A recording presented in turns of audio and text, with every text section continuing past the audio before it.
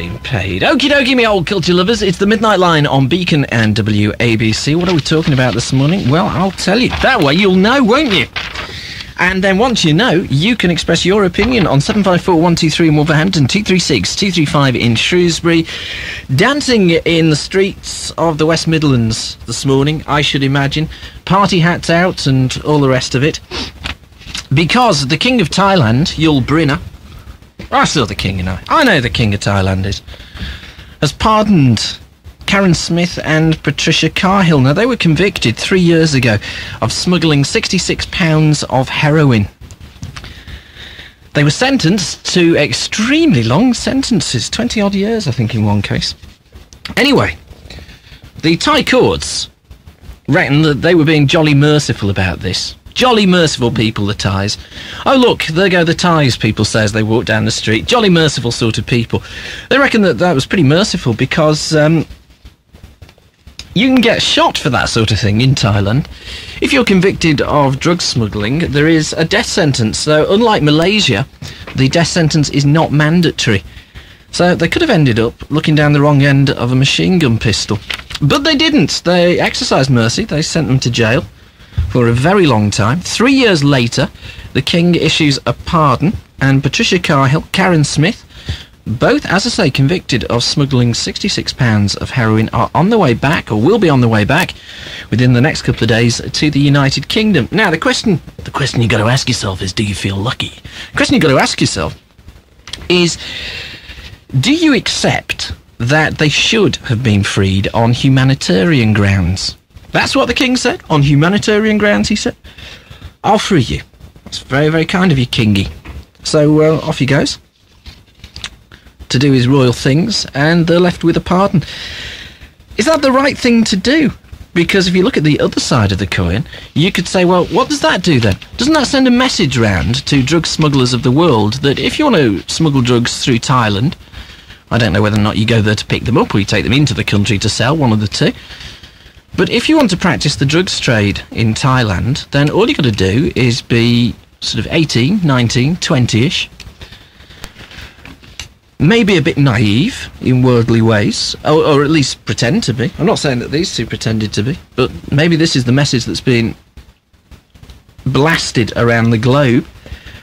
All you've got to do is be a bit naive, disappear over to Thailand, get yourself arrested, say you didn't do it, claim you've been framed, claim that you didn't know that you were carrying 66 pounds of heroin. I mean, how can you not know that you're carrying 66 pounds of something? Have you ever tried to lift 66 pounds?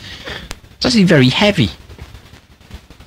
So, you probably get the impression that there was something in there, you know? So you must know you were carrying something. So, 66 pounds of heroin was found on them. They were sentenced. Surely now all it's saying is, well, be a bit naive, come to Thailand, get arrested, spend 3 years in Nick, and then you can go home again.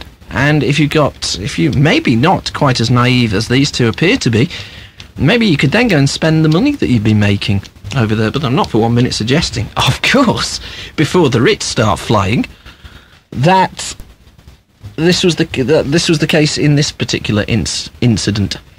Because I don't for 1 minute think it was.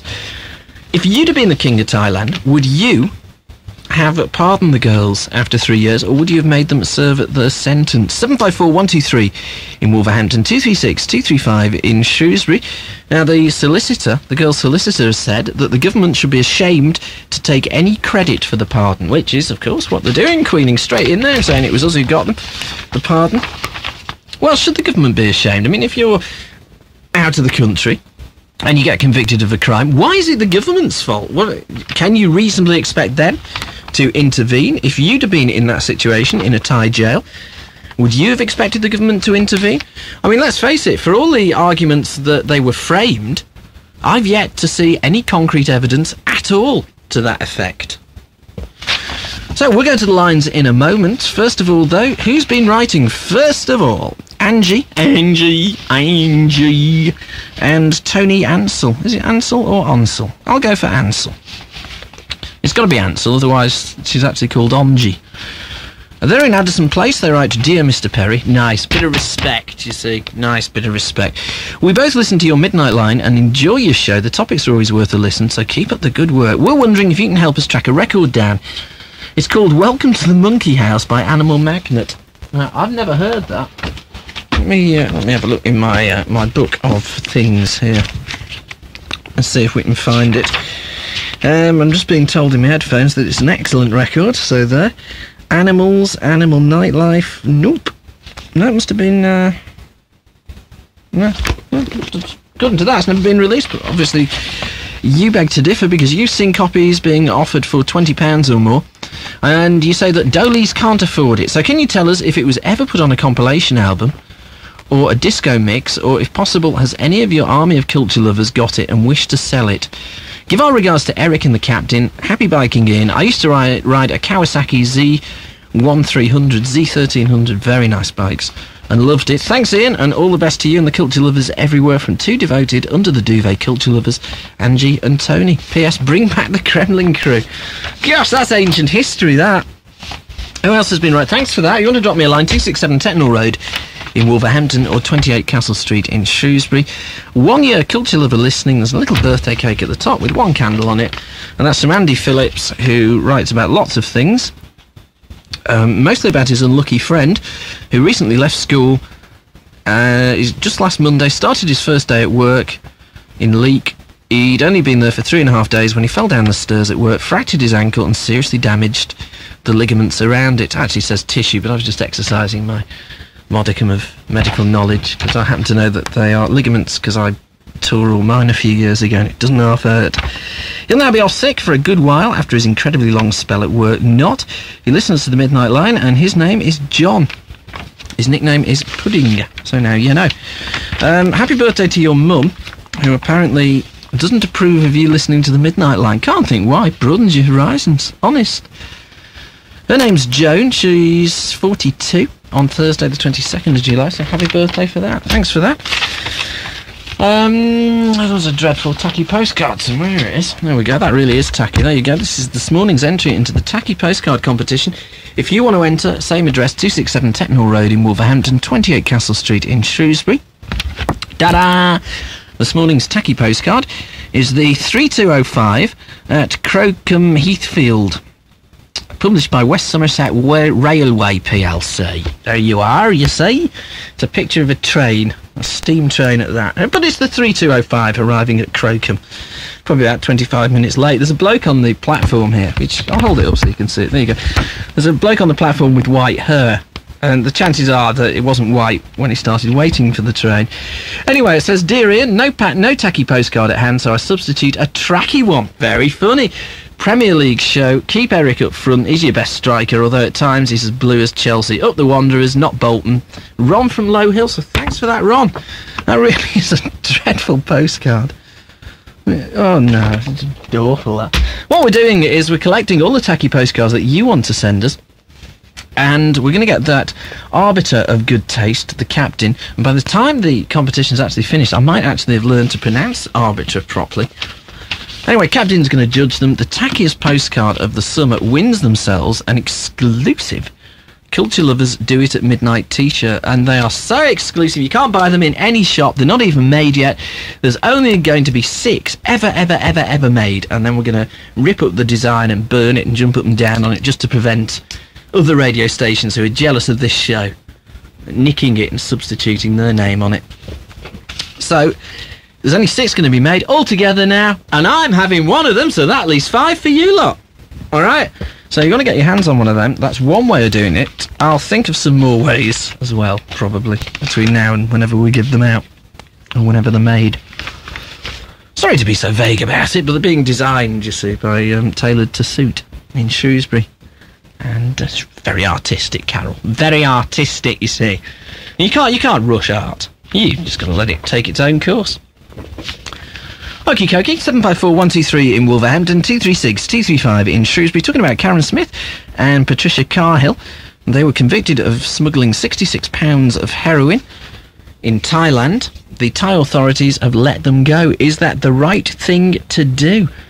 754-123 in Wolverhampton, 236-235 in Shrewsbury. Well, we'll start off on the low and then it can build. It's Barking Mad Dave, good morning. Good morning. And you're barking mad, you are? Yeah, I am. I should be in the doghouse. Why? No, we're joking. Now, talk about this Patricia Cahill. Yes. I'll tell you for a fact, I worked there, right? You know, she was supposed to go there on a trip log, first way ticket, and she was paid there by the, I swear we've done it.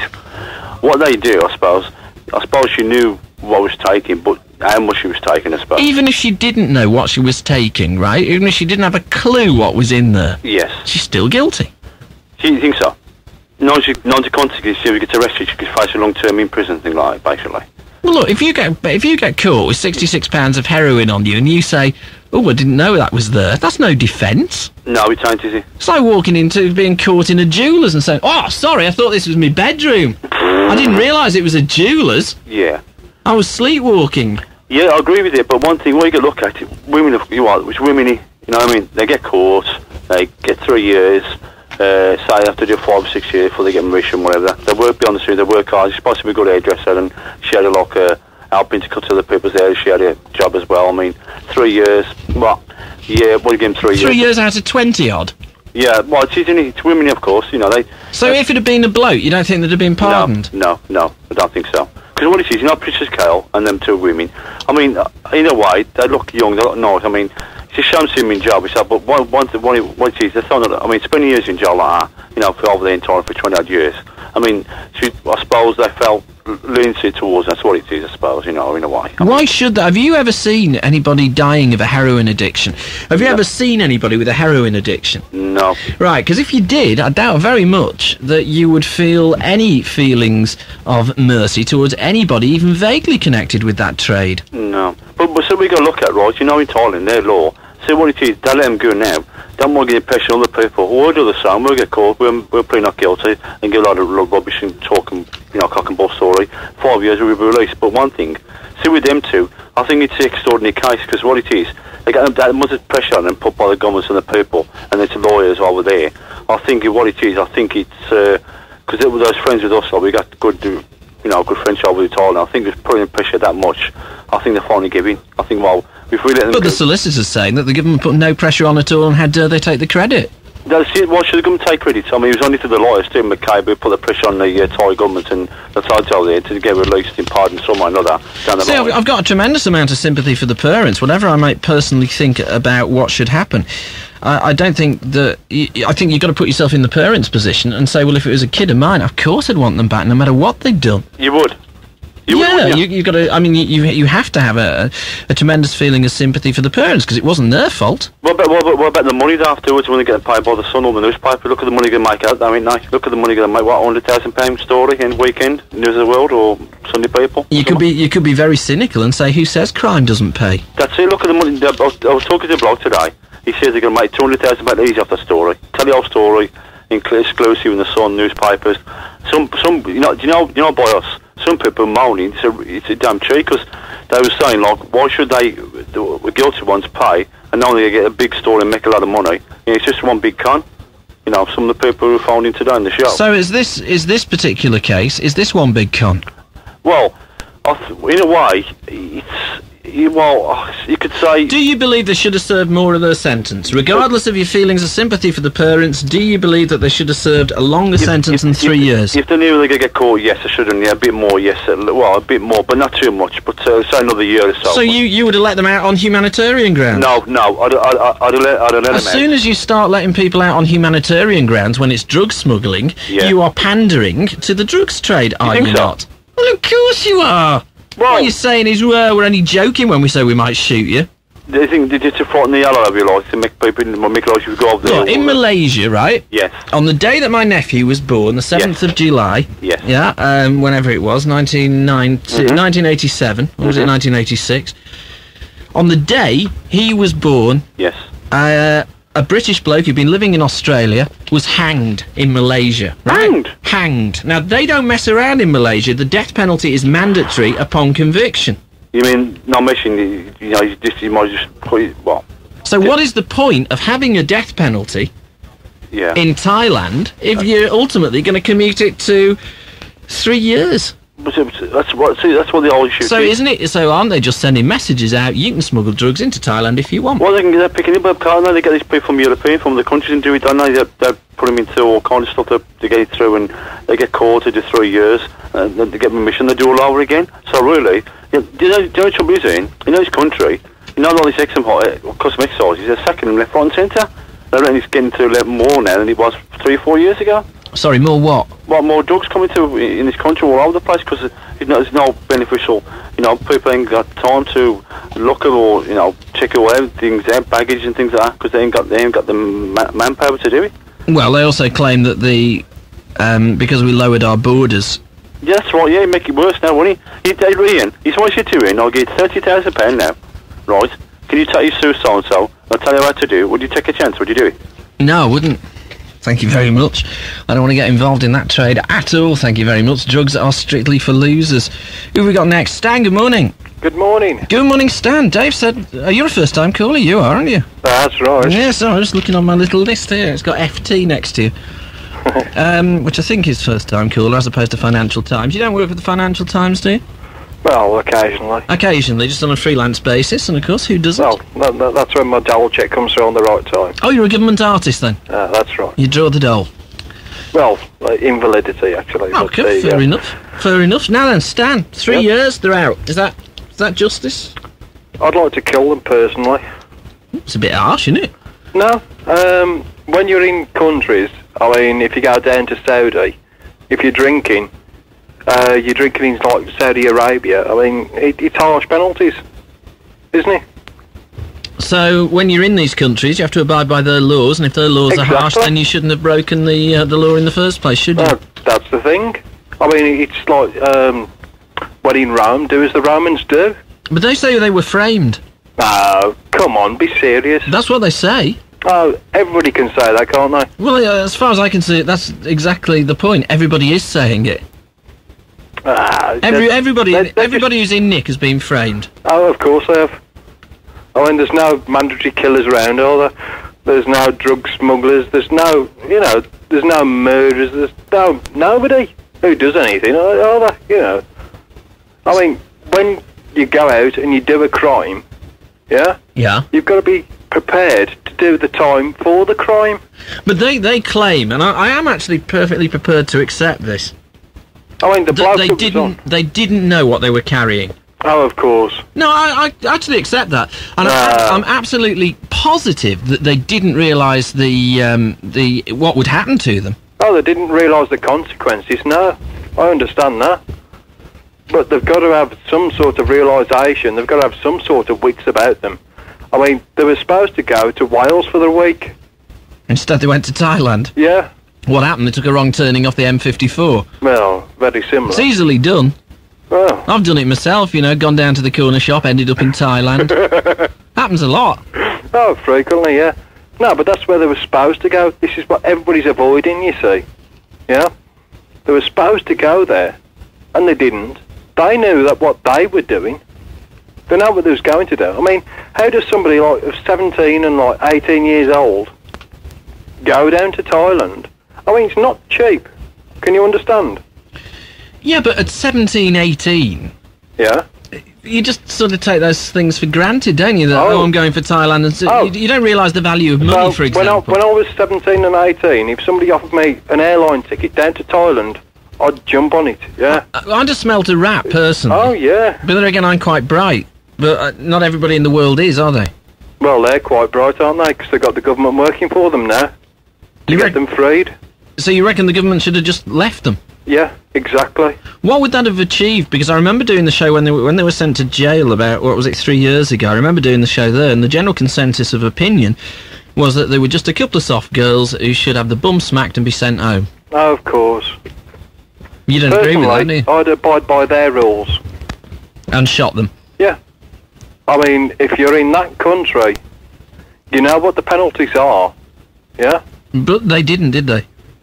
Well... Because we both agreed that they didn't understand the consequences of their actions.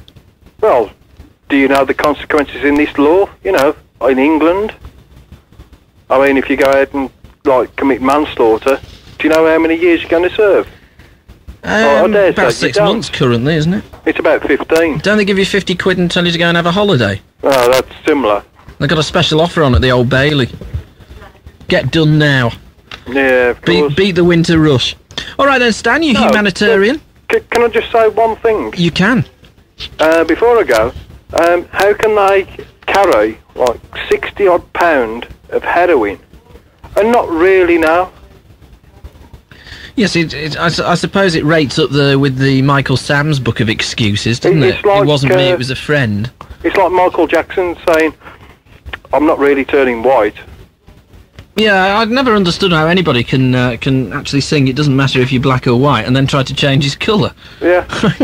I accept it doesn't, but Michael obviously thinks differently. All right then, Stan, you humanitarian man, you. We've got Ken on the lines next. Didn't hurt at all, did it, Stan? Well, personally, kill them. Kill them, right, okay, you humanitarian person, you. We've got Ken on the lines next, and we've got Tracy. We'll speak to them. You want to join them? It's 754-123 in Wolverhampton, 236-235 in Shrewsbury, and we'll be right back to the lines after this award-winning commercial break. Frog's tongue, bat's breath. Louis Merlin! Morgan, my pupil! Your spot cream's ready? I got some. What? Oxy-10 from the chemist. Just put a bit on, helps spots vanish. Oxy-10, what's in it? Benzoyl peroxide. Ah, Latin for shark's eyebrow. No, it just helps get rid of spots. Spots, Oxycutin with Oxy-10, but always read the label first. But all witches have some spots. Well, mine aren't a problem, so I'm going to be an accountant. On Sunday, August the 1st, Hollybush Aquatics plays host to the annual BKKS Mid-Stats Koi Show. From 11 a.m. you can consult the experts, talk to the dealers and see some of the finest koi in the Midlands, all undercover. Admission is just £1 and children under 14 go free. For details, call Hollybush Aquatics on 0922 418 050. Hollybush Aquatics, M6 Junction 11, Wastern Road, Shares Hill.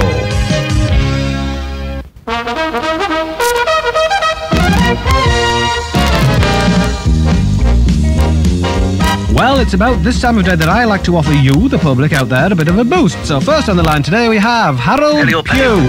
Harold Pugh. Harold, what's your problem? I've done a terrible thing and I'm being chased right now, Vic. Well, more or less, like, you know. There's some fellas after me, right? They want me blood, serious, you know. I don't let them catch me, Vic, please. Harold, calm yourself down. Don't let them catch me. Calm down and tell us all about it. Harold, have you done anything to upset them? Well, obviously I have it. What I did was I put a bit of hummus in each of the handbags, right? And I nicked the centre out of the bag, you know. Harold, you're in a terrible mess. Well, I wasn't thinking straight. I know you obviously weren't, Harold. Harold, there's nothing I can do for you, but a Cadbury's Boost, it's slightly rippled with a flat underside, could help you build a caravan in the shape of a beautiful necklace in which to hide. Yeah, a caravan, yeah? Yeah. What sort of food preparation unit would it Well, have? they'd probably have a double hob gas. Yeah, smart. Double glazed or maybe a bit No, chilly. just single glaze.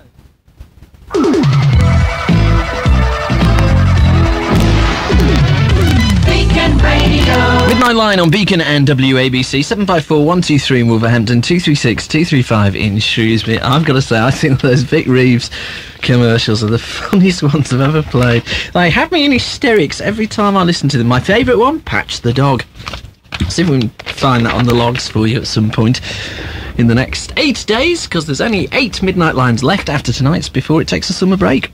So if you're thinking of breaking your duck, don't. Otherwise, I'll call the RSPCA. Now, if you're thinking of phoning up for the first time, you only got 8 days to do it now before I go away for 2 weeks. So get it done. 754-123 on Wolverhampton, 236-235 on Shrewsbury. Next on the lines, we've spoken to humanitarian Stan. Next on the lines, we have got Ken. Ken's on this line. Good morning, Ken. Good morning. Good morning. I'm absolutely sick with this decision. For the simple reason, you know, how many people would have died as a result of if they'd have got away with it? Thousands. And if I recall right, are you still there? Yes, I'm just trying to work out how much. 66 pounds of heroin. So I've never actually been vaguely interested in drugs, but I believe they sell it in ounces and that sort of thing. Well, I don't know. But basically, that is heaps of heroin. Yeah, but if I remember right, originally the return ticket was not to England; it was to Amsterdam. So it was obvious that they thought they'd get away with it. And I believe that Amsterdam is one of the drug capitals of the world. I have actually been to Amsterdam, and I can verify that you can't walk down the street. Well, not in the red light district anyway. But I was only window shopping. Yeah, well, you can't walk down without being hassled by people who want you to buy drugs. Well, the return ticket was to Amsterdam. Now, there's something else as well. One of these girls, I don't know which one, jumped bail on a shoplifting charge in this country. So let's hope that one gets picked up for jumping bail for a start. When she gets back? Oh, yeah. So it's from the Bangkok Hilton into... Well, I hope so. But can't you have any sympathy for the actions of stupid teenagers? How can you have sympathy? You know, it's drummed... You say stupid teenagers, it's drummed into people. It has been for the past few years now. The trouble drugs cause, they were going to a known habitat that allegedly a place in Birmingham, I'll say the Dome, you know, where you can buy whatever you want to buy. Allegedly. Yeah. They knew the score, they knew what was happening, and they do know who paid for the airline ticket. So when they do come back here, you know, let's put a couple of electrodes on them or something like that and say, yeah, here's the name of whoever bought the airplane tickets. And let's get these people. That's the only, you know, sympathy I've got. Will they have learned anything, do you believe? Because it must be quite a shocking experience to go from the relative... what's the right word? To go from a sort of civilised... The relative civilisation of life in the West Midlands to being banged up in the Bangkok Hilton. Well, you know, will they have learned anything? I don't think they will. I think they'll come home bragging about what it was like over there, how I can speak Thai language now, and various other things. Well, I'll tell you what I'd like to see. I'd like to see them banned from any... I know it can't happen, but any newspaper that tries to get a story out of them and pay them a few quid, I'd like to... That ought to be hit on the head for a start. And if they want to go to Spain or any other place for a holiday, I'd like to see that country say, no, you're not coming here. They can never go to America now for a start, because it's a drugs offence. But any other country in the world that accepts these for a week or 2 weeks holiday, they would have said, we don't want you here. They ought to be sham complete. I'd like to see them spend the remainder of the prison term in our prisons. So you reckon they should serve the full sentence? Oh, definitely. Well, the sentence was death. And when they applied for a passport and they got all the itinerary, you know, to go to this country, they were told on that paper the consequences of drug running. There are incredibly large signs. You're warned, apparently, when you go to Malaysia. When you go to Thailand, you're warned on the plane, and they have big signs up that says smuggling. We have a mandatory death penalty for drug smugglers. Well, how can you have sympathy? You know, they could read. They knew the score before they went. Don't tell me, or nobody can tell me, that they didn't go there with the intention of bringing drugs back. You don't go to Thailand. You know, how can you possibly have a holiday for 2 weeks paid in Thailand? All your expenses paid. These kids were on the dole, remember? Shouldn't you start asking questions at this point? No, you know, you tell kids not to accept sweets off somebody in a car. These wasn't that age. They were going to a country that produces the drug. They knew the score. They knew what they were going for. And even if they didn't, naivety is no defence. Of course it isn't. No way at all. They'd have been laughing all the way to the bank if they'd have got home, and they'd probably had another go at it. Okie dokie. Thanks for that, Ken. There we go. Ken making his debut on the Midnight Line at Beacon and WABC. Well, they're coming home to a very warm welcome, aren't they? Who have we got next? We have got... we've got Becky on the line, so we'll speak to Tracy first. Good morning, Tracy. Morning. Good. Oh, well, let's just tweak you up. There you go. Consider yourself tweaked, Tracy. Didn't hurt a bit, did it? I agree with Stan and Ken, I'm afraid. What, that they should stay where they are? Yes, definitely. How old are you, Tracy? 40. 40? Yes. Oh, yeah. You sound like 15. Oh, sorry, stupid question. Well, all right, when you were their age, didn't you do some dumb things? I think you should take responsibility for your own actions, and I think they were old enough to do that. Yeah, that's fair enough, but I mean, that's something you have to learn, isn't it? I mean, I didn't actually learn that my actions had consequences till I was well into my 30s. Seriously, I didn't. I just thought I could do what I liked. I didn't realise, it just didn't sink in. I mean, OK, if somebody had said to you, Ian, do you realise your actions have consequences? I'd have said yes. But I didn't actually realise what it meant, you know what I mean? There's a difference. I think they knew. They knew what they were up to? I think so, definitely. They knew they weren't carrying cream cakes. Well, let's say £66. What's the limit on luggage? It's 20 kilos, isn't it? And there's 2.2 pounds to a kilo. So that's 60 and then 60. Isn't that funny? That's your baggage allowance in heroin. Isn't that funny, that? But, of course, you wouldn't look, would you, or anything? No, exactly. I think that... You bet your whole baggage allowance and you never looked. What did you think was in the suitcase, then? That's it. I think that... Bricks. Our government's just too stupid. They should have just let the Thai government get on with it. They knew what they were doing. And the Thai government... they can handle things better than we can. I think that we shouldn't have interfered with it and just left them in prison for 20 years. I asked the same question to Ken, which I'll ask you. Do you believe that they will have learned their lesson? No, definitely not. I think they'll come back and they'll just laugh about it. So I would imagine that 3 years in a Thai jail knocks any sort of sense of humour you may have had out. I mean, somebody was saying before that they're going to come back bragging and talking about bragging about the fact they can speak Thai. Yes. But I mean, what use is it knowing how to say, oh dear, it can't be slopping out time again, can it, in Thailand? In Thai, I mean, it can't, can it? There's nothing. Yeah, no point. With a nice thought that you were expecting 20 years and you've got out after 3. I mean, it's nothing, is it, as young as they are? What do you believe humanitarian grounds are? Because I'm not sure. I don't know. It's the king. God bless him. I think it was under pressure. I think he did it under pressure.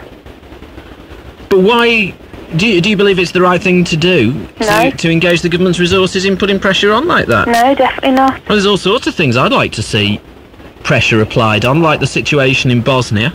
Yeah. I'd like to see that sorted out. I'd like to see pressure applied on Western nations to take more responsibility for Africa. Yes.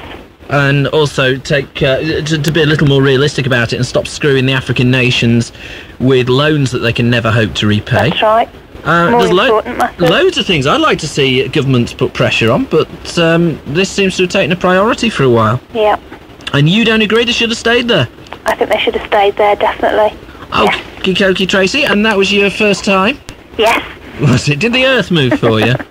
Not really. Oh, sorry. I'll try and make it a little more interesting for you next time. I'll worm my leathers, okay? Yes, okay. Is that fair enough? Yes, Thanks for your call, Tracy. Okay, bye. So, there we go, Tracy, the third debutante on the show this morning. It's Beacon and WABC's Midnight Line, 754-123.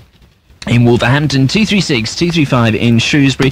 We got Becky next, then we got Eric. Good morning, Becky. Hello, how are you? Oh, you've got a loud voice, haven't you? I'm on a mobile, so I don't know how loud I am. Oh, mobile.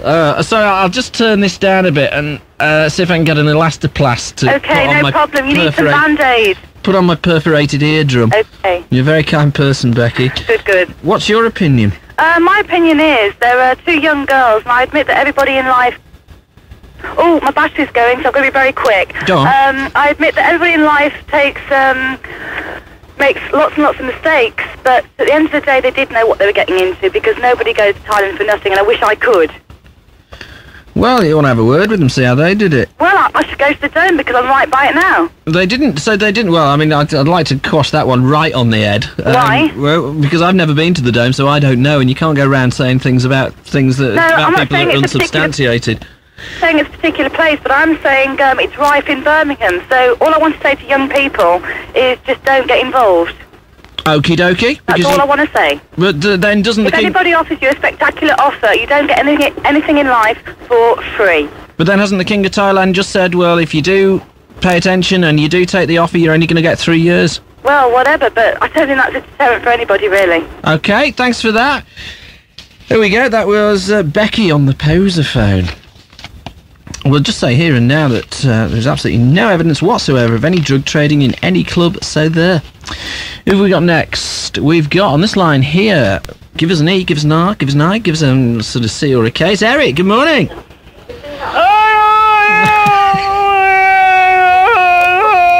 can't buy catchphrases like this. Good morning, Eric. Shout up, Ian, because my earring's going. Is it? Yeah. As opposed to your battery?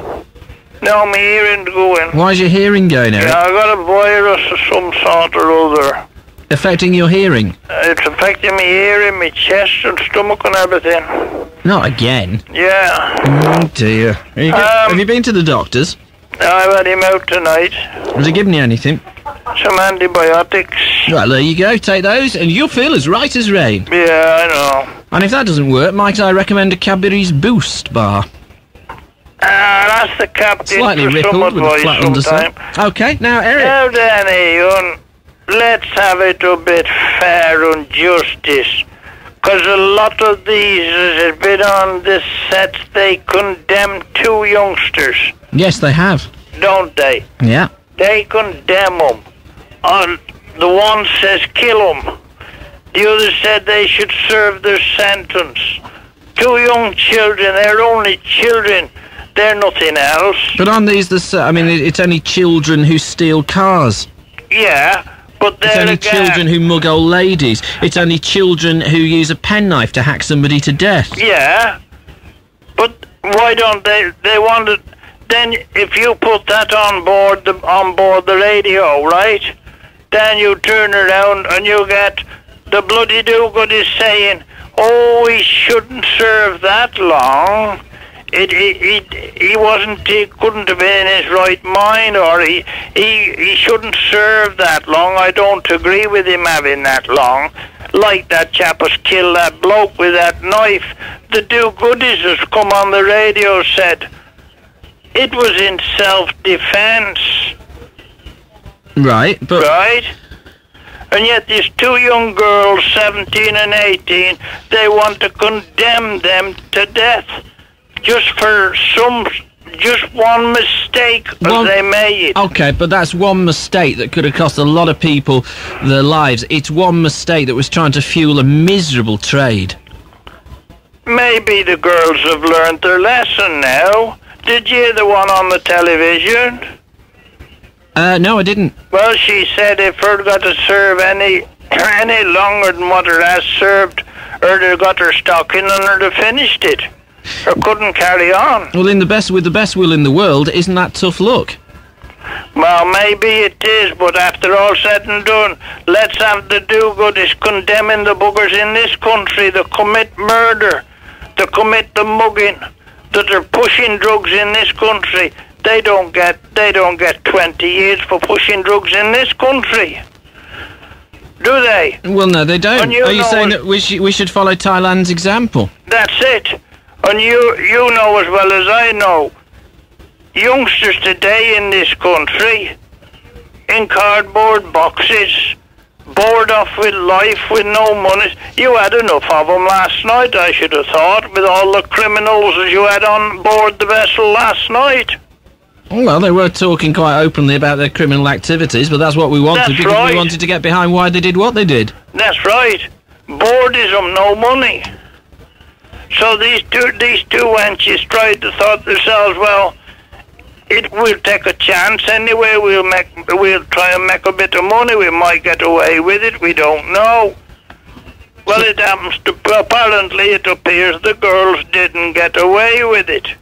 But they've served 3 years. That's as much as they'll give them in this country, isn't it? Yes, probably. I doubt they would have got any longer in this country. So therefore, why condemn them?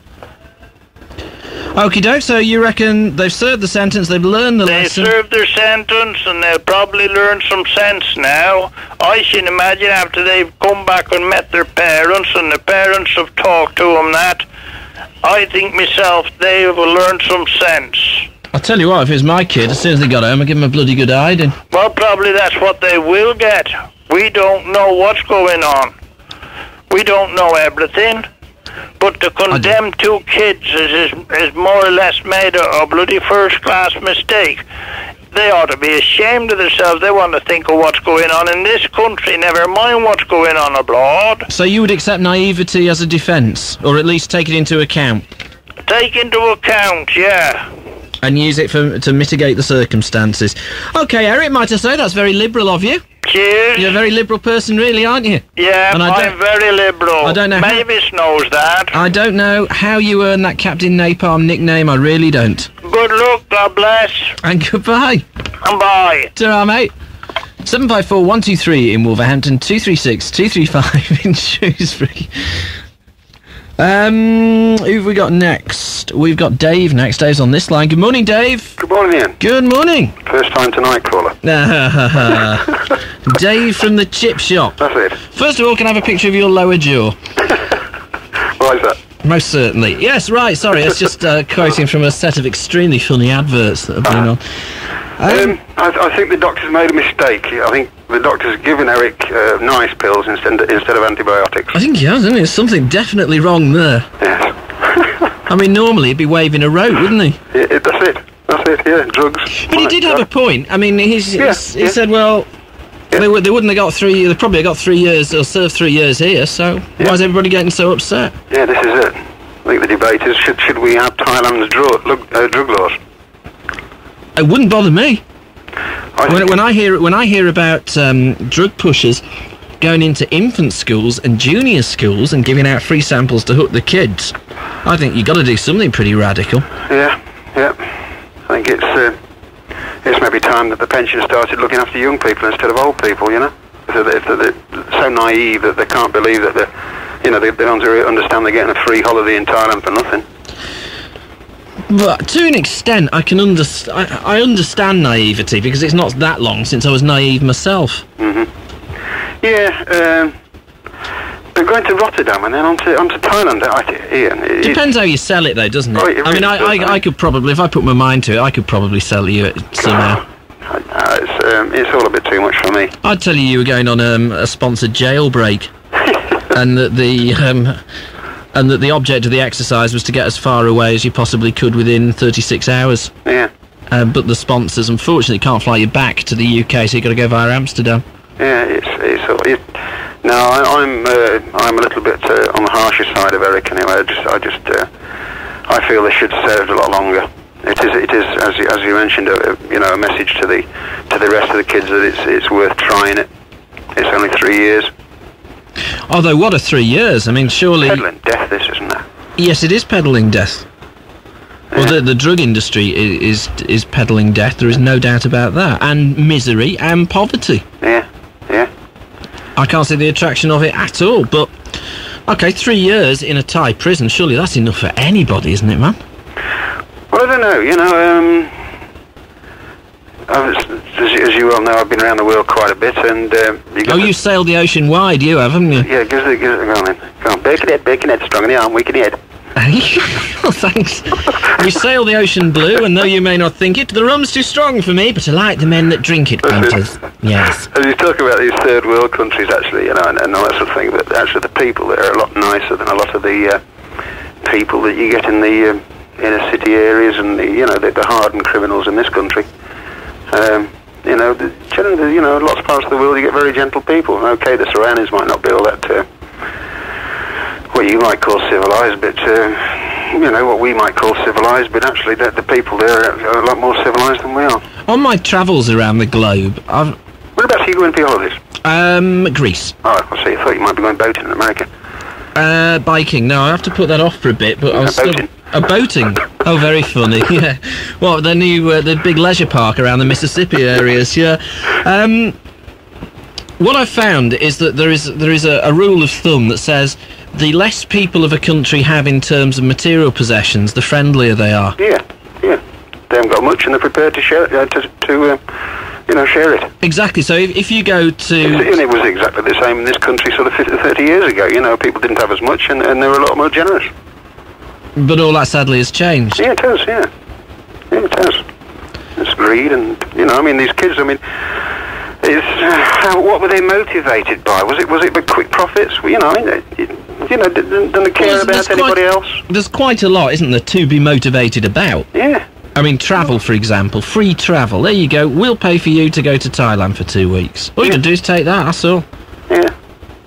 What's in it? Doesn't matter, just take it. I suppose they might be told they were going for a dirty week or something, but, it's, you know... I can't pull myself to believe that they could be that naive, that simple, that stupid. Well, we'll have to wait till we see him interviewed, don't we? Well, yeah. But there again, I would reckon 3 years in the Thai jail's enough to mature anybody damn quickly. Well, I think 3 years in any jail would be. Especially with some of the things you hear about what goes on in jails in this country. Especially in the showers with Mr. Big who's in with the warders. That doesn't scare you, nothing does. No, absolutely. I'm keeping out, I don't want to go. No way, mate, I'm not... Way of defence. No, I think we ought to adopt the Thailand's attitude towards drugs. What, and shoot people who peddle them? Yeah, because they're killing people. No arguing with that. Okay. All right, Dave, I must get round your chip shop one day. Yeah, go on, since you've phoned us, where is your chip shop, Dave? It's just along the Victory Road, by the Royal Hospital. By the Royal? Yeah, you go to the accident unit in the Royal Hospital. Oh, that's handy, so you can break a leg and get some chips on the way home. Well, that's what people do, you know. They say, oh, I've been down the hospital waiting for 2 hours and I'm hungry. If I ever do a triple pike over the handlebars of my motorcycle, I'll be sure to drop in after they've plastered me up. Okay, that sounds good. All right, mate. Okay, there's a free fish and chip waiting for you. How about a chip? Well... You're too generous, you really are. Too generous. All right, David. Okay, mate. Cheers. Bye now. Thanks. Right, 754-123 in Wolverhampton, 236-235 in Shrewsbury. It's the Midnight Line on Beacon and WABC. We're talking about Patricia Cahill and the other one, Karyn Smith, who've been released by the King of Thailand in what amounts, or what he says is a humanitarian gesture. Is it the right thing to do? What do you reckon? We'll be back after this award-winning commercial break. On Sunday, August the 1st, Hollybush Aquatics plays host to the annual BKKS Mid-Staffs Koi Show.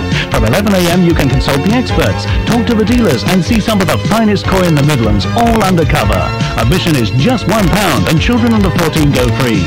For details, call Hollybush Aquatics on 0922 418 050. Hollybush Aquatics, M6 Junction 11, Wastern Road, Shares Hill. What sort of car does £199 per month buy you these days? The sort that's built to exceed the world's toughest safety standard by 36%. The sort that shares a production line with some of the most exciting sports saloons in the world. The sort that is quality checked over 1,000 times before it leaves the factory. In short, the BMW 316. Yours as a business user for under £200 per month. To arrange a test drive or to find out how a BMW Select Personal Finance Scheme can help you drive any BMW, call us free on 0800 777 117. That's 0800 777 117. Well, it's about this time of day that I like to offer a bit of a boost to you, the listening public. So first on the line today we have Gina Howlett from Guernsey. So Gina, what's your problem? Gina Howlett here, problem as follows, Vic. Recently discovered whole cast of Karyn Barnsley living in my chest of drawers. Really? And I'm sick and tired of the constant barrage of innuendo every time I take my underscaffolded beige bra out of the top drawer. Yes. I'm so embarrassed, wouldn't you be? I've been unable to wear any undergarments at all for over 3 weeks now. Really? I've tried throwing out the chest of drawers, but I couldn't lift it. Can you help me, Vic? Well, Gina, that's right out of my league. But a Cadbury's Boost, it's slightly rippled with a flat underside, could help you open a cat destruction unit or a felt warming farm. I'd like to do that instead, thank you. Goodbye.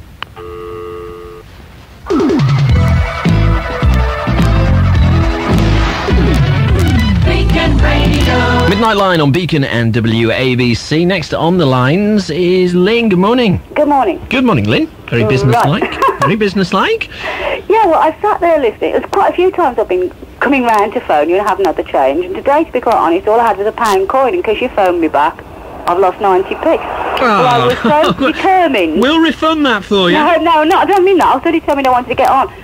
First of all, let me lay me on the line. I'm an ex-heroin addict, and I've also been into prison. And I can tell you now, there were girls in Style from abroad serving 10 years. Style prison in Cheshire? Yeah, serving 10 years for 1 kilo, importing it. So 20 kilos? They would have been well over 10 years. Well, 200 according to this. Well, yeah. But mind you, that depended whether they came from Ghana or Pakistan. Those from Ghana seemed to serve about 3 years, those from Pakistan about 10 years for the same amount at the same court. Very puzzling. It is, isn't it? Yeah. Often thought that ought to be looked into. That would be British Ghana, wouldn't it? Yeah.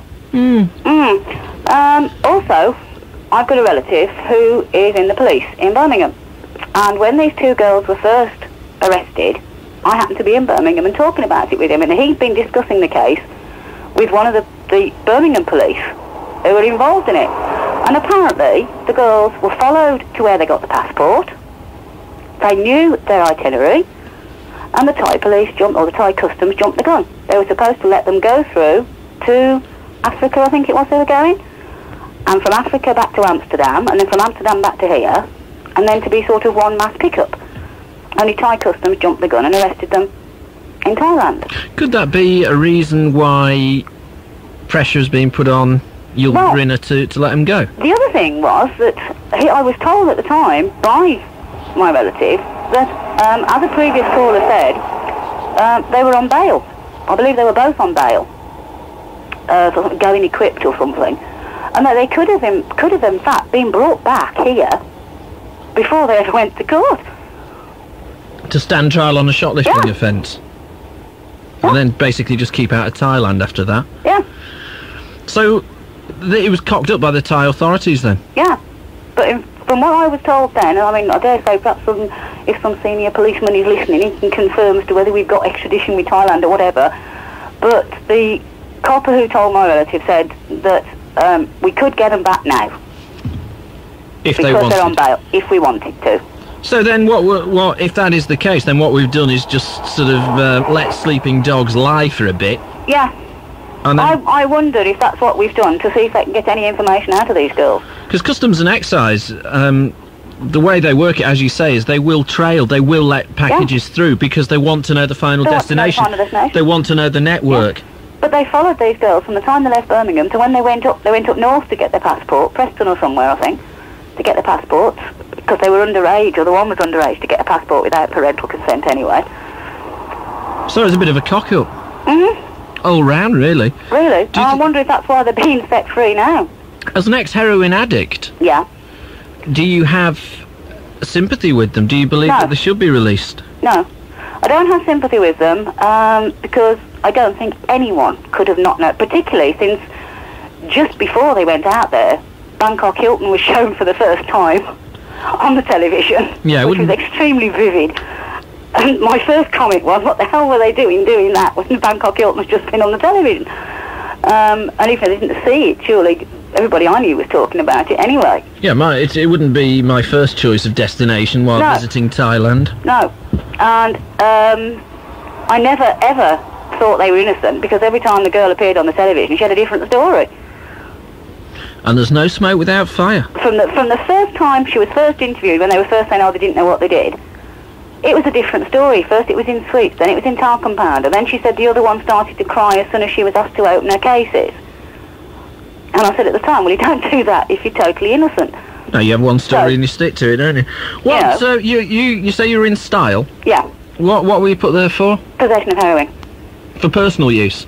Well, they said it was for intent to supply, but I'm never going to be able to believe me. It wasn't right, but there we go. I actually said that it was for 6 grams. I actually said it was all mine to try and keep the boyfriend I was with at the time out of it, because he'd got a drugs conviction. But it wasn't. We'd bought half each, and it was for personal use, but there we go. But at the time, I'd got a gram a day habit. How did you get addicted to it? Well, obviously by taking it, you stupid radio presenter. What I meant was, what were the circumstances in which you started to take it? Well, I got my own business, which my parents were in with me with. Then my mother got cancer. We had to put it up for sale. It was a kennels. It was surrounded by building land, which builders were starting to build a housing estate on. No one would buy it as a kennels. I lost, I sold it for 40,000. It was valued at 75 as a kennels. So I ended up with nothing by the time all the bills were paid. And it was the stress of sort of trying to sell it to get some money, so I was going to come out with some money and to be able to keep my dogs, that actually put me on it originally. And did you at any point think this stuff is going to kill me? no, because I didn't inject it, I smoked it. So it was just a pure addiction. Yeah, it doesn't kill you if you smoke it. And in fact, Kills your life, though, doesn't it? Even as an ex-heroin addict, there is less. There are less people die from heroin than there are from alcohol. Yes, I understand that, but again, I think that it's largely because we tend to define addictions as things like heroin, and because of the way that we conduct ourselves in our lives, we don't tend to want to admit that alcohol can be an addiction, in the same way that we don't want to say that cigarettes can be an addiction. There was a brilliant Donahue programme, and one... My hero. One hosted by Jimmy Young, of all people, some years back. On the television about this, and I know the drug counsellor from Liverpool got a publican very irate by calling him a dealer. There's a certain amount of truth in it. And he said, you are, you know. A certain amount of truth. Listen, I've got to move on then, because we're going to go to the news, but we thank you for walking to the phone box. That's all right. And we hope you Personally, I think they ought to come back and serve at least 10 years in a British prison. Okie dokie. Because they went into that totally with their eyes wide open for money. Okay, Lynn. I do feel sorry for the parents. All right, and we're Knowing pleased... what my mum suffered. And we're pleased... I mean, I'm in my 40s, so my mum was getting on. We're pleased you're off your addiction. Yeah. All right, speak to you again. Okay. Hope you had your pounds worth. Ta-ra. Okay, bye. Beacon Radio 1 o'clock news, this is Philip Cottrell. A 35-year-old man arrested in Scotland a week ago has been charged with possessing Semtex and conspiring to cause explosions. Hugh Jack from Sochi near Stirling was taken to London for questioning by anti-terror squad officers last night and is now in custody there. He'll appear before magistrates in the morning. Scottish police say they've recovered a substantial quantity of bomb-making material during an operation involving the security services. A number of other people detained at the same time have been released without charge. 2 British women are waiting to be released from prison in Thailand, where they've been serving sentences for drug smuggling. Patricia Cahill and Karyn Smith from the West Midlands have been given a royal pardon following an appeal by John Major. They've spent 3 years behind bars in Bangkok, and Karyn's dad Eric says she'll find it hard to readjust to life back in Britain. Well, it's going to be quite a hard step at first. She's got to get used to this country. Don't forget, we're all giants compared to the Thais, and she's got to get used to actually sleeping around a bedroom where it's quiet, where you haven't got 134 other people clambering about and snoring and belching and that sort of thing like you get in a prison. And I think the first time she shuts that door behind her and the quiet comes, it'll frighten her. The Maastricht Bill has become law, granted royal assent after clearing a final vote in the House of Lords. But the government still has the headache of a social chapter amendment decision in the Commons. British women are apparently driving their men to dieting. New research shows 6 in 10 men think a change in body shape, rather than more power and money, would make them more sexually attractive and confident. Psychology lecturer Dr. Jane Usher says men have joined women along the ranks of what she calls plate watchers. They're cutting out a lot of food, labelling a lot of food as bad, feeling very guilty about food, and then getting into negative cycles where they tend to overeat or binge on the foods that they've categorised as bad because they also see them as treats, feel much more worried about their bodies, feel less satisfied with their bodies, and actually often get very depressed. And we found that these plate watchers are actually have a lower satisfaction with life, have a lower sex drive, and are much more unhappy. Independent Radio News. The latest satellite picture is produced by John Warner from Orbital Station Meteosat 4, the most accurate forecast. Staying dry overnight, broken cloud, the low 8 Celsius, 46 degrees Fahrenheit. The pollen count low, expected to rise slightly today. With the pollen count, we'll have it for you at 6 o'clock this morning. Dry today with variable cloud and sunny intervals. Temperatures close to average, 19 Celsius, 66 degrees Fahrenheit. The outlook, rain spreading from the west on Thursday, more rain on Friday. Temperature now, 8 Celsius. That's 46 degrees Fahrenheit.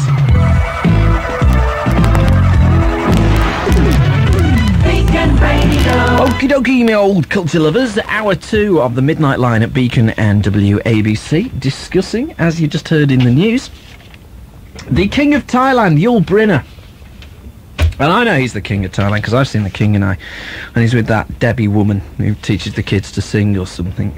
Anyway, what are the names? Patricia Cahill, that's one, and Karyn Smith, that's the other. They've been released, or they will be released very, very shortly, on a free pardon from the King of Thailand. They were jailed for smuggling £66. That's, we worked it out before, about 20 kilos, which is about your full luggage allowance. That's how much they took, or had on them when they were stopped in Thailand. They were sentenced to 20-odd years each. I think one got 19, one got 23 or something. Or one's age 19, the other's 23, one of the two, I don't know. Anyway, we're asking you if you think the King of Thailand has taken leave of his senses, or do you believe... No, good little humanitarian gesture, that kingy, matey. Me old slaphead. I wonder if he is a slaphead. Because you always think, don't you, by watching The King and I, that Yul Brynner is in fact the King of Thailand. And I can't actually, to be honest with you, say with any great authority whether or not the King of Thailand is a slaphead or not. OK, we'll go to the lines. We've got Della next to give her opinions. Before we go to the lines, very good morning to the other side. And they know who I mean. The other side who sneakily tune in. Did you know that that's a sacking offence where you work? And you're not allowed to listen to us. And if they found out, they'd rip your fingernails out. All right, who have we got next? We got, it was Della. Good morning, Della. Hello. Hello, Della. First-time caller. Are you? Yes. Where are you phoning from? Bartley Green. No, I didn't mean, I just meant, there seems to be rather a big humming on the line. Yeah, it's quite a bad line. Is it? Well, I'll tell you what we'll do. Have we got James in there, have we? Hello? Hello? Hello, Della, you hold on there. What we'll do is, I think he's gone for some coffee. Ow! Not me foot again, no! Ow! Ow! Ow! Ow! Stupid chair. Well, we got Della on the lines. What we'll do, because that's such a dreadful line, it's not a broadcastable quality, Della. What we'll do is we'll give you a call back, okay? Okay, and then we'll speak to you directly after we've spoken to the Wingnut. Good morning. Who's listening to his wireless? No, here he comes, with a leap and a bound, and a hey money. Hello, Mr. Wingnut. Ha ha ha ha ha ha. People in jail in style, serving longer sentences than these two have served. They should keep them there. What, in style? Keep them over there. Keep them in Thailand. They deserve what they got. You'd be able to write a letter, wouldn't you, if you were banged up in that Cheshire prison? Dear Mum and Dad, I'm being kept in style. Yep. So, just a thought. Why not? Do you not have a humanitarian bone in your body? Not for people like this, no. I've seen good friends of mine. What are we talking about? We're talking about stupid kids who are easily led. Oh, were they? I don't think so. I've got some bags of flour here, they're £70 bags. I'll take £4 of flour out just to try and walk around with the rest of it. It's and they heavy. tell me you didn't know you got £66 of flour in with you. £66 is what are they all to heavy. do with all those shampoo bottles? Go and open a beautician's shop, are they? No, the defence does rather fall down a bit at that particular point, does it not? You could tell, I could tell just by looking at the faces on the telly they were guilty. They knew what they were doing. They were taking the chance. If they'd got away with it, they would have come back, they would have done it again. I've seen good friends of mine over the years, and they've grown up, and they've grown up the same as me, and then they've gone into drugs, and they've never been the same again. And probably never will be. But isn't it an individual's choice as to whether or not they take drugs? It's your own lookout. It's entirely an individual. It's your own lookout that you go abroad to a country that has these laws that says if you come over here with drugs, we'll hang you or whatever, and then you take the chance. You've got to, you've got to bear the brunt of what they give you. As the guy did in Malaysia. That's right. Where there was no pardon, no nothing, out the cell, strung him up. I've got no sympathy for them whatsoever. Anybody who deals in that kind of thing. It's like that, that last lady talks a lot of sense. What is the point, though, of... They've had 3 years in a nick in which the conditions, I would imagine, I've never actually seen the inside of it, but I would imagine are pretty appalling. Oh, well... Now, if you haven't learned your lesson after 3 years, you're never going to learn it, are you? What is the point of keeping them? And anyway, if I was doing this in downtown Thailand, I can't actually think of the name of a city in Thailand... Thailand City. Thailand City, okay. Thailand City, yeah. If this was Thailand City Radio, and we were doing a phone show, I bet all the Thais would be ringing up and saying, send them home, we don't want them here. That's debatable, I should think. Why should the Thai taxpayer keep them in prison? Well, they wouldn't, would they, if they strung them up like they were originally planned to do? No, I keep telling you that, no, that they machine gun them. Machine gun them then? couple of bullets. It's like all these people in prison over here for life. They know they're definitely guilty, like Sam's and whatever. Why keep them for 4 million? 20 quid, you can buy a decent bit of rope. You don't need, I mean, there's plenty of trees around, isn't there? So we're in Mr. Humanitarian mode this morning. No sympathy for me with drugs whatsoever. I've seen a lot of it as I've been growing up, and I'm afraid it's just bad news. It's for losers and abusers. So what message then, if our government is claiming, although the solicitor says you can't claim any credit for getting them released, would anybody want to claim any credit? No, I wouldn't anyway. Well, the government would they? Wouldn't they? To show face, you know. Why would a government want to say, hey, look, we got a couple of convicted drug runners. We got them off after 3 years. Yeah, well, they're letting them off over here, so why not let them off anywhere else? Perhaps they're just trying to preach everywhere else what they preach at home. Oh, we're letting them get away with it here. We might as well try and let them get away with it everywhere else. Maybe it's unless you're an MP or a Prime Minister and somebody tries to blow you up, and then you get jailed 22 years straight away. Oh, lovely. Perhaps you're going to have lots of money. You'll go and say, oh, I'm John Major. He tried to blow me up, put him away. Send him 22 years. Doesn't matter if you stab somebody or abuse somebody and they've got to suffer for the rest of their lives. So don't worry about that. One rule for the rulers and another for the rest of us. Looks that way, doesn't it? I take it you are alluding to the IRA sympathiser who was jailed for, was it 22 years? Yes. Because somebody tried storing a tea chest full of Semtex at a friend's warehouse. Somebody became suspicious and looked in it. Yep. And then from that we get that the Prime Minister was the target. He had, just because he had direct... I mean, was he going... You know, he might have just wanted to go and have a look at John Major. But there's no debate. There's no debating on his half, was there? You know, we'll let him out after 3 years, because on that map he was just going to have a look at the 10 Downing Street, the Semtex. He was going to go and blow a shop up with it and maim and injure a few hundred people that just happened to be doing their normal day's shopping. So why not let him out after 3 years, eh? It doesn't matter really, does it? Oh, but then again, it was the Prime Minister. Oh no, leave him there. I find this one a very strange conviction because he hasn't actually got an Irish accent. Nope. Normally sentences of that nature are reserved for people with Irish accents in British courts. Aha. Are they not? Yes, smells a bit, doesn't it? Smells a lot. Smells a very lot. Smells a very big heap of smellies. Thank you for putting that so politely. Thank you. But you don't accept that anybody can make a mistake? Not of that calibre, no, I don't think. That is a big mistake. That's one hell of a mistake. It's not an easy thing to hide, is it? I mean, let's face it. I mean, you're talking £66, a lot of weight. But exactly, but anybody who's stupid enough to think they can take £66 worth of heroin in a suitcase through customs, where they've got dogs trained to sniff the stuff out, it's got to be slightly naive. You're told all this before you go. I've been to Amsterdam the same as you, and I've been window shopping, but I never brought anything, might I add. Of course. And drugs there, I mean, I saw it when I was there on the street, you know, hash and whatever you. And yet there was some guys just singing in the street, and they picked him up straight away. But yeah, he's walking around with drugs, but they're okay, yes, but different thing that, you know. Okay, so no sympathy at all? No sympathy at all.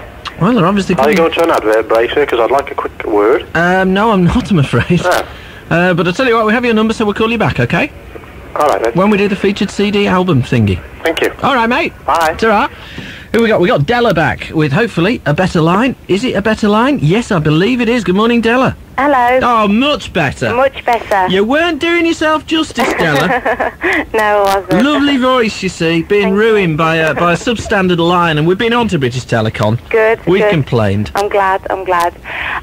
Just about the two British girls, I'm very glad to see two young girls be released from a Bangkok prison. You're pleased? Yeah. Everybody said that they, as far as they believe, naivety is no defence, and if you break the laws in a country, then you have to abide by those countries' laws and you have to pay the consequence. Oh yeah, but two young girls who've done 3 years in a Bangkok prison. Nobody here knows what a Bangkok prison's like, so I'm quite pleased to see two young girls. Pretty dreadful. That were obviously duped, you know, set up. I'm quite happy to see them both released. So you believe that the 3 years that they've spent there paying for their was spent paying for their stupidity? Mhm. And that's the first sentence. Oh yeah, no, I'm glad to see them to be released. I have kept in personal contact with one of the girls, and I'm glad to see her, you know, eventually released. You've kept in contact? Yes, I've kept quite close to the... Were you a friend before all this happened? Yes, but I've kept in contact with one of them, and I'm really glad to see that they're released. Isn't it a bit unfair, though, as we spoke to Lynn before, and Lynn said there are women, Pakistani women, Ghanaian women, in Style Jail in Cheshire, who are serving 10 years for £1. I can't comment on anything like that. I don't know of any of those cases at all. Anyone that's spent 10 years over here for holding 1 kilo or pound of drugs at all. Never heard of it at all. Have they maintained their innocence? Yes, I think so. No, I don't mean it like that. No, what I meant was, have they maintained to you that they were innocent? I believe that they were definitely a small part of a big drug, whatever. Cartel? Yes. Do you believe? And I think that all the people that have rang up and believe that they should be shot and whatever. I mean, it's disgusting. I think that how can they condemn 2 young girls? And in a few years' time, I'm sure you'll see the same again. You'll see some young naive girls there again, or whatever. And nobody's pointing a finger at the people that have actually sent them there. There is a difference, though, isn't there, between people who said that the law should have taken its course in Thailand, but there is a difference between shooting 2 girls and shooting 2 girls who've been convicted of taking 66 pounds of heroin. Yeah, but nobody's actually sat and said who actually sent them there. Those girls are 2 young girls who couldn't afford to go out there. Who sent them out there? Has anybody asked that? Has anybody said who sent them there, who gave them the money, who bought the drugs, and who at the end of the day was going to reap the profits from the drugs being sold over here, But that's no defence, is it? Well, I think it is. Well, that's like the mafia hiring a contract killer. And the contract killer saying, well, yeah, I shot him, but the mafia, they're the ones who told me to do it. No, I think it's totally different, because the thing is, like I said, I believe that history will repeat itself, and you'll see other people there. But then other young, naive girls, maybe, vulnerable, and at the end of the day, nobody's pinpointing the people who actually put them there. But then those people are going to be off scot-free, and everybody over here is quite content to see a young 17-year-old girl and an 18-year-old girl put away for 25 years, and everybody can sit back and think, yeah, I'm content. I've seen those girls put away for 25 years for trying to bring £4 million of drugs into this country that are going to kill all our children. But what about the people that actually gave them the money and put them there? I totally agree with you. They should be in the same cell. Yeah, exactly. So why hasn't anybody sort of gone into depth and actually found out who these people are? I haven't heard about the people that have put them there. Have you? But didn't they put themselves there? No, I don't believe they did. They didn't. They surely couldn't afford to send themselves over there. No, they took the decision to go. Well, that's debatable, isn't it? Nobody actually knows the true facts of the story. Nobody marched them onto an aeroplane at the point of a shotgun, did they? Yes, but it has been reported that one of the girls actually took quite a severe beating and was forced into the position that she was sent over there. But isn't it easy enough once you're on an aeroplane to say, look, I've been coerced and I believe that I'm carrying drugs? Yeah, but do you know what it's like to be 17 and to be beaten up and to be told that if you don't get on that plane and you don't do something, your life's in danger or your family's life's in danger? I mean, that's all been publicised, but everybody seems to forget it. I would accept that, yes, people have forgotten it, but I still don't believe that absolves them from the responsibility of what they did. Yeah, I know, and you said that in a few years' time, some other naive girls or naive blokes, naive teenagers are going to do exactly the same thing, and I'd agree with you. But I think that one argument is that as long as Thailand gets this lenient, it's just an encouragement to do it. Oh, the worst that'll happen is they'll keep you for 3 years. I don't believe that. I think that's a totally different... You're talking differently. I mean, I'm on about the people who actually set these girls up.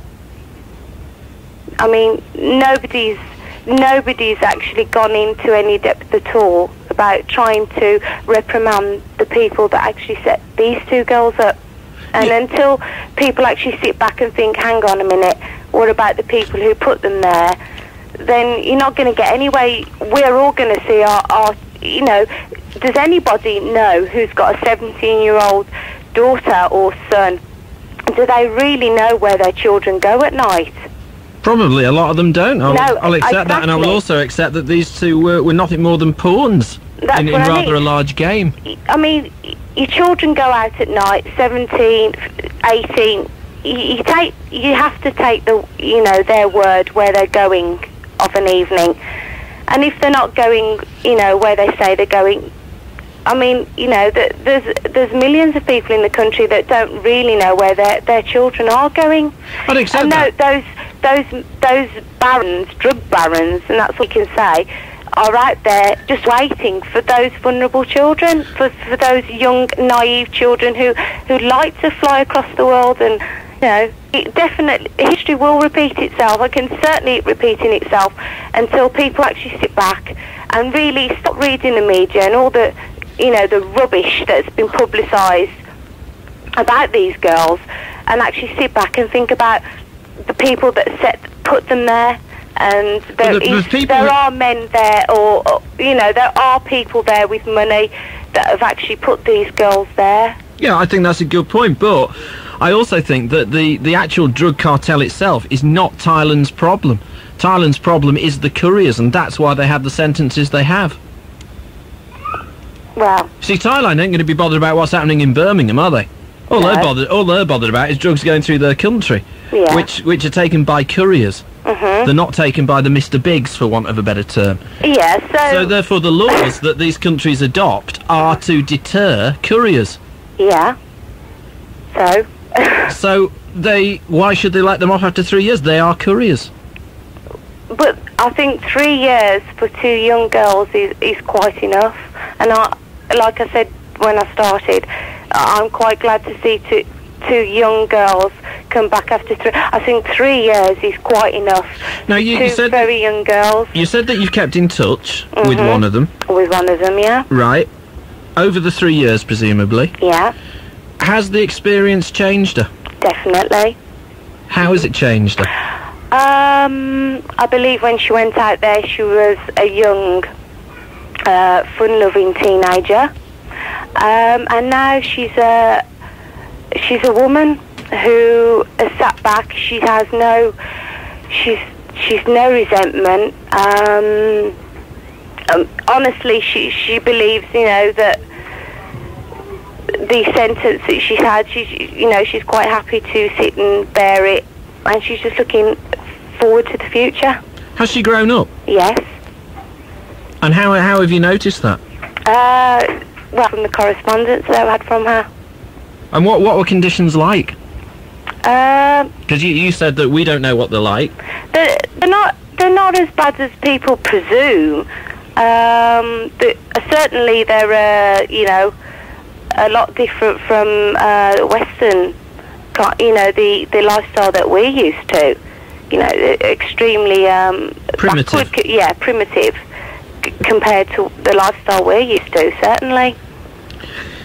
But she's adapted herself to that situation, and I think when she comes out, she'll be a fully grown woman, and maybe a lot of help to other people in different, same situation. According to your correspondence, what was the darkest moments for them, or for her? I think not seeing her family. The realisation that she wasn't going to see her family. Yeah. To be put in some foreign country at such a young age. They were both very young girls, sort of the age where they've just left school. Both obviously, used to being at home and their parents and whatever, and their families, and all of a sudden having it all taken away from them. And suddenly sort of launched into the oblivion of a primitive prison. And not being able to see them.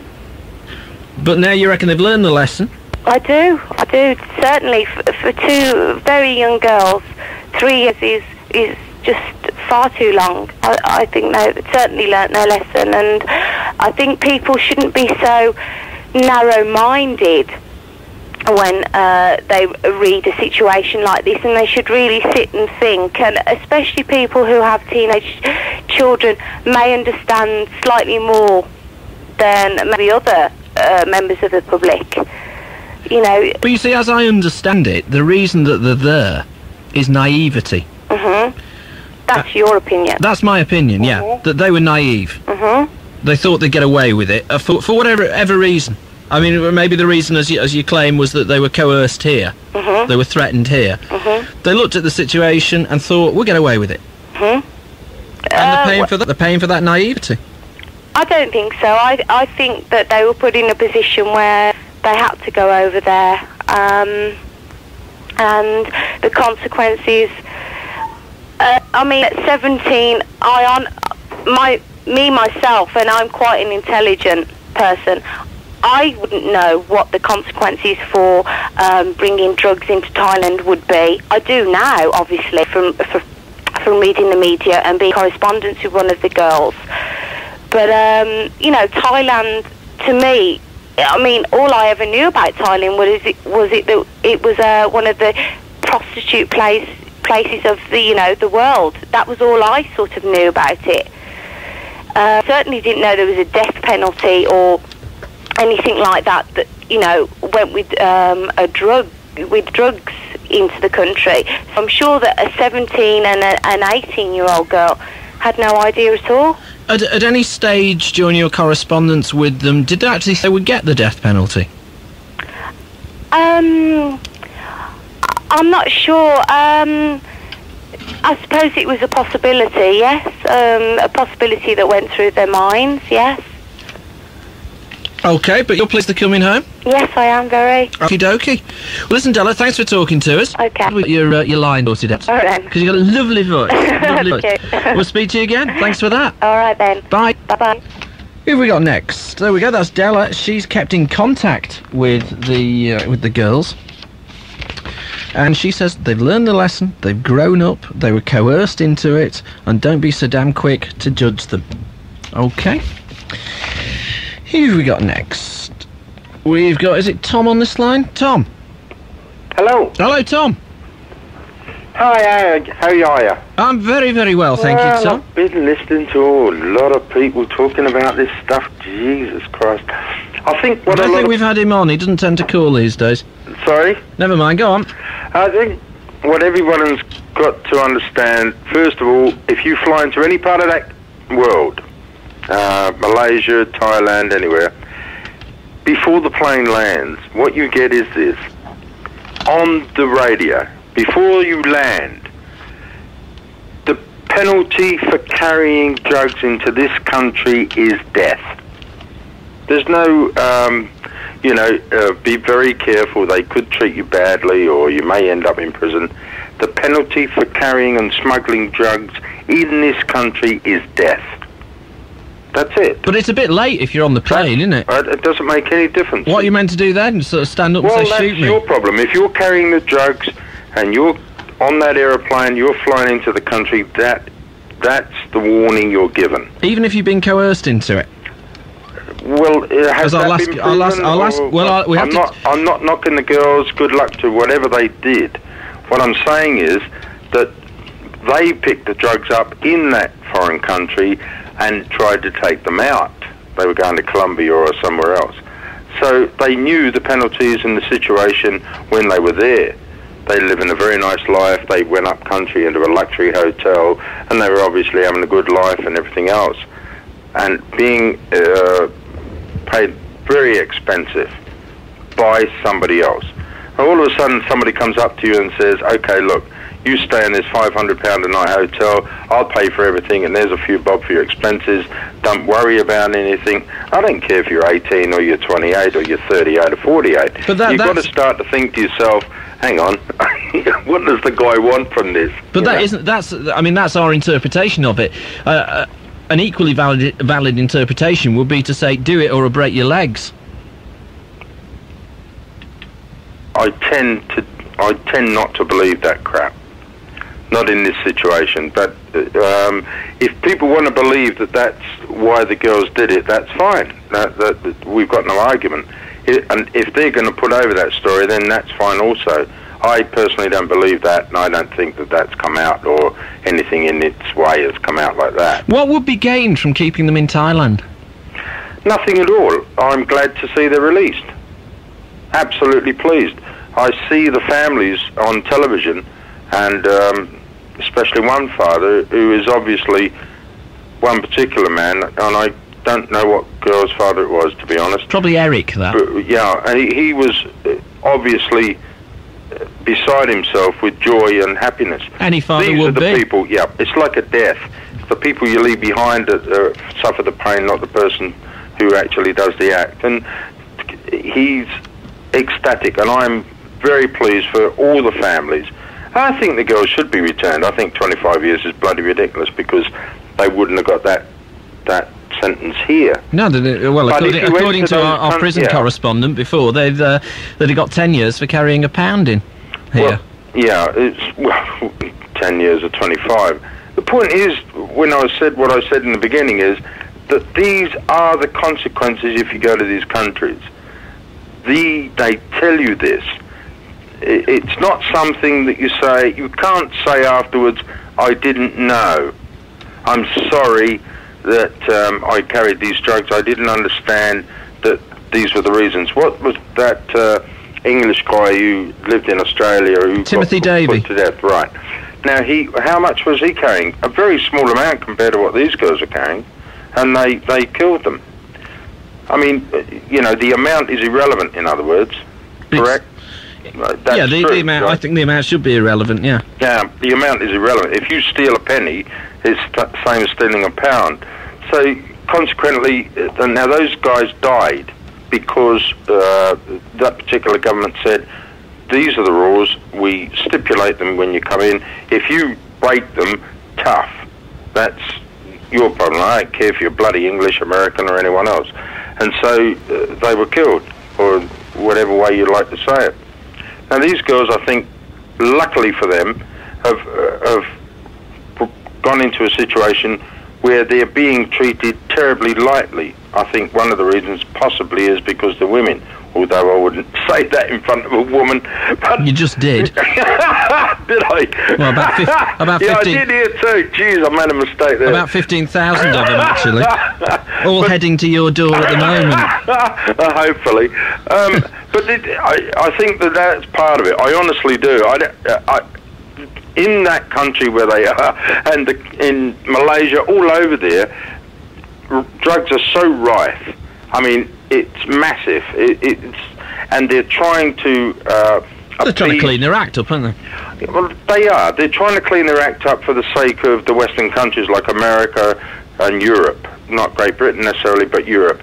And so they're trying to say, look, we're trying the best we can. We're doing the best we can to wipe out all this garbage you're getting in your country. And anyone who does it, we can shoot them or hang them. But we're doing the best we can. We need your help. And so consequently, when these things happen, all I'm trying to say to you is, without, melodramatic, I'm very pleased the girls are released. Great. For their families, I think it's great. They've had a lucky escape, and let's hope they've learned the lesson, very lucky. yeah? I think that you've got to put it in perspective. It's no good just looking at what those girls, I may be out of order here, but I think it was the Daily Mail, because I got bored. I'm a taxi driver, and I got bored sitting around today, and I bought another paper today. But I think if you're reading the paper, one of today's papers anyway, one of the girls had made a statement to the fact that we knew we were smuggling something, but we didn't know it was drugs. Now, you're saying I'm guilty of something, but I didn't realise that I was guilty to that degree. That's a very thin line. And the paper goes on to say, and the British consulate immediately wiped their hands of the case. Now, a few hours later, there's a pardon granted immediately. Now, we can read into that what we like. The point is, I think, both the families, the girls, should consider themselves to be extremely lucky to get out in the way they did. And to go on from that. Okay, Tom, thanks for that, mate. All right, mate. Ta-ra. Shut up. OK, we'll give me Gob a rest for a few moments on the Midnight Line at Beacon and WABC. We'll take a track from our featured artiste this morning, then we'll go back to the lines. We'll speak to Glenn, Kevin, Pat, Nikki and Jan. And that's my little stomach rumbling. I should have had something to eat before I came out. Okie dokie, featured CD this morning, Mark Bolan and T-Rex, The Ultimate Collection from its 20th Century Boy.